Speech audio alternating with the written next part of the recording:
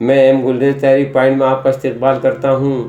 ناظرین، آج اس ملک میں جس طرح کا ماحول پیدا کیا جا رہا ہے وہ حادثاتی یا اتفاقی نہیں ہے، کیونکہ ملک کی سب سے بڑی اقلیت مسلمانوں کو دوسرے درجے کا شہری بنانے کی سازش تو اسی وقت سے شروع ہو گئی تھی جب ملک کی آزادی کے اشارے ملنے لگے تھے۔ اس وقت کسی کے وہم و گمان میں بھی نہیں تھا کہ وطن تقسیم ہو جائے گا۔ ناظرین، انڈین یونین مسلم لیگ کے قومی جوائنٹ سیکریٹری مولانا کوثر حیات نے تحریری بیان میں یہ باتیں کہیں۔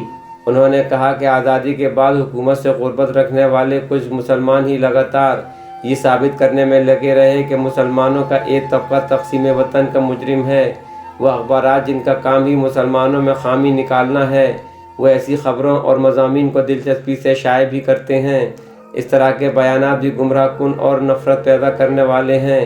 ایک ہندوستانی شہری ہونے کے ناطے میری یہ ذمہ داری ہے کہ جو کچھ بھی میں جانتا ہوں اس کو عوام تک پہنچانے کی کوشش کروں، تاکہ اس وجہ سے ملک میں دو مذہب کے ماننے والوں کے دلوں سے غلط فہمی دور ہو سکے اور ملک میں امن و امان قائم رہے۔ مولانا کوثر حیات نے کہا کہ میں ایسے خود غرضوں سے یہ کہنا چاہتا ہوں کہ مسلمانوں کو ان کے دستور شہری حقوق سے محروم کرنے سے خوفزدہ کرنا بند کریں۔ ایسا اس لیے کیا جا رہا ہے تاکہ وہ اپنے جائز حقوق کی بات بھی نہ کر سکیں اور صرف اپنی زندگی کی بھیک مانگتے رہیں، اور اس سب کے ذمہ دار ملت کے یہی لوگ ہیں جو راشٹر وادی ہونے کا دعویٰ کرتے ہیں۔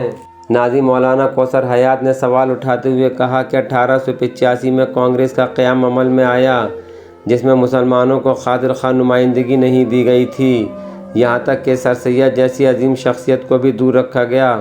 1916 میں مسلم لیگ اور کانگریس کا ایک معاہدہ لکھنؤ پیکٹ عمل میں آیا، جس میں طے کیا گیا تھا کہ آزاد ہندوستان میں مسلمانوں کو تمام سرکاری اداروں میں ریزرویشن دیا جائے گا۔ 1929 میں وہ کس نے توڑا؟ اس کے بعد مسلم لیگ نے کانگریس کے سامنے 14 نکاتی تجاویز پیش کیں، اس میں بھی مسلمانوں کے حقوق کی بات کی تھی۔ ناظرین، علیحدہ ملک کا کوئی بھی ذکر نہیں تھا، مگر اس وقت بھی کوئی جواب نہیں دیا گیا۔ خاموشی اختیار کرنے والا کون تھا؟